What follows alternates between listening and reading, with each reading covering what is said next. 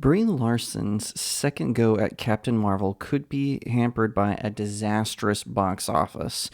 We'll talk about that, but first, hi, my name is Jacob Berry. Welcome to the StudioJake vidcast, where I talk about all things pop culture. Be sure to like, share, leave me a comment, and subscribe. I'm trying to reach 1,000 subs. I'm over 970, so every single click of that subscribe button really helps me out.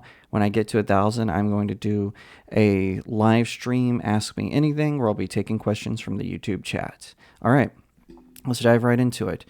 So, Brie Larson, she comes in at Captain Marvel, which is set in the 90s, and it was met with mixed results. It did very well at the box office. I think it made over $1 billion. I think it joined the $1 billion club, but they sandwiched it in between Avengers Infinity War and Avengers Endgame and gave you the impression that you needed to see it before you saw Endgame, which wasn't the case. All it was an introduction to the character. Well, between that and then her appearance in Avengers Endgame and also her outside persona where she was very rude, talking, and demeaning down to the core audience of the Marvel Cinematic Universe, her bizarre YouTube channel where she just whined about, negative comments, and her weird Google, I think it's the Wired autocomplete Google interview, all those weird things. And it just became apparent that she could not facilitate the role like previous actors has done, like Elizabeth Olsen and Scarlett Johansson. And so there was a big debate on how to handle this, because even back then, even though Captain Marvel 2 had been greenlit, there was still this sort of idea that she wouldn't be able to carry it to box office gold. So what did they do? They decided to bring in the character from WandaVision, who will become known as Photon, as well as Miss Marvel from the show Miss Marvel. And it's very, what's the word I'm looking for? It's very weird, the premise of it, that movie. It appears that Captain Marvel, Photon, and Miss Marvel, their powers are in a state of flux. So when the three of them try to use them, they switch places. Now, why? They don't get their powers the same way. Captain Marvel got them through an accident where an engine exploded, and then she was given Kree blood.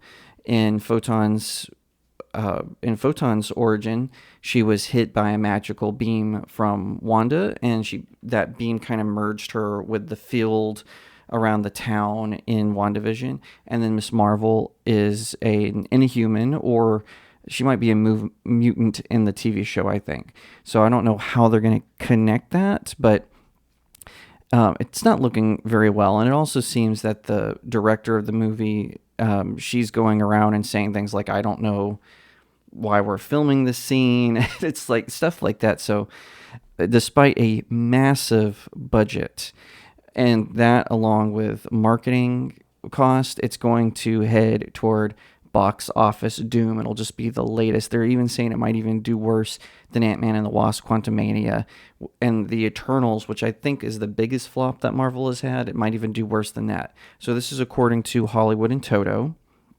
written by one of my fellow pop culture commentators, Christian Toto.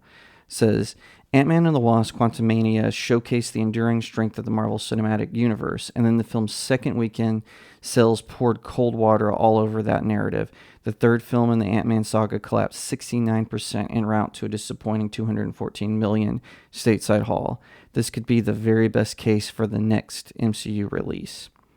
The sequel to 2019's Captain Marvel is projected to earn anywhere from $50 to $75 million in its opening frame, according to Box Office Pro. The film, opening November 10th, continues the adventures of Captain Marvel, played once again by Oscar winner Brie Larson. The film earned $160 million during its opening weekend. The new film features not just Larson, but Miss Marvel, played by Iman Vellani, from the unpopular Disney Plus series, and Teyonah Parris as Saber astronaut Captain Monica Rambeau. The box office suggests the Marvels could cap its U.S. run with anywhere from 121 to 189 million, a far cry from MCU past hits. Captain Marvel snagged $426 million on 5 years ago at the height of the MCU frenzy, plus an eye-popping $704 million from international sales. Box office analyst Sean Robbins had even more bad news to share about the Marvels. He notes that the film's pre-sales are slumping compared to previous MCU titles. After starting early this week, the Brie Larson-led character sequel to 2019's Captain Marvel is pacing behind Guardians of the Galaxy Volume 3, 72% behind Ant-Man and the Wasp: Quantumanium, and 42% behind Eternals at the same comparative points after going on sale. Eternals was an outright flop with both fans and film critics, while Volume 3 proved one of the recent MCU films to retain box office glory of the saga's golden days. The Marvels boast a reported $270 million budget, which means Disney, which owns the MCU, will need serious international help to avoid even more red ink on its cinematic ledger. The House of Mouse is having a terrible time of it lately, giving a stream of flops including Indiana Jones and the Dial of Destiny, Haunted Mansion, Strange World, The Creator, Lightyear, Little Mermaid. 6 flops. That's incredible.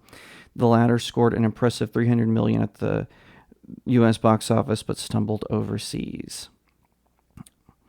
All right, so I'm not going to read the rest of the article. I want you to go to hollywoodandtoto.com and read what he has to say. Christian Toto is a very good film box office analyst. He is a movie critic. I'm a film reviewer.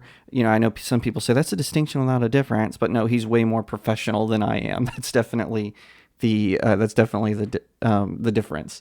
But when it comes to Captain Marvel, it is interesting because whenever the character of Carol Danvers, who's Captain Marvel's real name, whenever she transitioned into being Captain Marvel in the comic books, I was actually okay with it because she had been Miss Marvel for so long. And in that case, the original Captain Marvel, who was a Kree soldier named Mar-Vell, he had been given a really heroic way to pass away, and so it made sense that Miss Marvel would step up and become Captain Marvel. The problem was what they did after that. The first time she was introduced as Captain Marvel was in the pages of The Avenging Spider-Man, which is a comic book series where Spider-Man teams up with a lot of the Avengers. It has some really great storylines, and Volume 1 especially is good. And so I thought, oh, there's hope. And even though, a lot of people were criticizing Marvel because they changed her costume, she had kind of like the traditional sort of, one-piece bathing suit costume with high gloves and high boots. She had a sash around. A lot of people weren't happy about that. I didn't have a problem with making her costume more modest because they still drew her in such a way that you could tell that she was a woman. However, over time, Marvel started handing off the character to these woke weirdos who inserted feminism onto the character. And I'm not talking about I just want equal rights as a woman. I'm talking about these hardcore feminists who hate men, who hate the very fan base that made Marvel and Disney, quite frankly, profitable in the early years of the MCU. And they just didn't know how to handle that. And so what did they do? They keep OPing her because Captain Marvel, even Captain Mar-Vell, was not invincible, not indestructible. He could still take a hit. The reality of it is, though, even when Mar-Vell took hits, he would stand up. And I'm still kind of salty about the fact that they didn't introduce Mar-Vell into the MCU. It would have been perfect. They could have made it where Mar-Vell was her first mentor, and maybe he died tragically and heroically, and that was part of her past as being a superhero. But no, we can't have that with these girl bosses. It's spelled BAWSE because social media weirdos don't know how to spell, I guess. And they did that to her, and it ruined her character. And I think if they had gotten an actress who was more known and knew fan bases better. Like, for instance, there was a lot of rumors going around that they were looking at different actresses like Sarah Michelle Gellar, and honestly, she would have been a better pick for that role because she knew about fan bases being in Buffy the Vampire Slayer. Now, I don't know if that's for sure true or not. That being said, I do think that someone like her would have been better. The problem with Brie Larson is she comes right on, she's riding high on her Oscar win for The Room, and then she ends up crashing and burning with a series of films that were not well received by fans or anything in between. So I don't wish Brie Larson to fail, because a lot of actors say stupid things. One of my favorite actors is Johnny Depp, right? And he has said and done some insanely stupid things during his life, including marrying Amber Heard. So, but I still appreciate his craft. The problem is Brie Larson isn't on that level, and that is abundantly clear when she's put up against actors like Chris Evans and Chris Hemsworth and Scarlett Johansson and Elizabeth Olsen. She just can't handle that kind of vehicle for whatever reason. She just needs better training, and she needs to, and like most of these Hollywood actors, they need to stop surrounding themselves with yes men and yes women. Yes, yes, oh yes, you're the most fabulous, you're the greatest ever. Now, unless they really start, you know, appreciating the fans more, I think we're going to see more collapses within the MCU. Thank you so much for watching this video. I hope that you'll give it a thumbs up, that you'll leave me a comment, tell me what you think, that you'll share it out with your friends, and of course, consider subscribing to Studio Jake. I cover all kinds of nerd and pop culture topics, including film, television, anime, comic books, and so much more. I hope that you'll also head over to my main website, StudioJakeMedia.com, where I have even more news, views, and commentary. Also, if you'd like to support the channel, head over to my locals page. That's studiojakemedia.locals.com. It's the best way to support me. I'm trying to build a little community there. I have exclusive reviews and articles, so definitely head over there and check it out. And I'll see you next time right here on Studio Jake.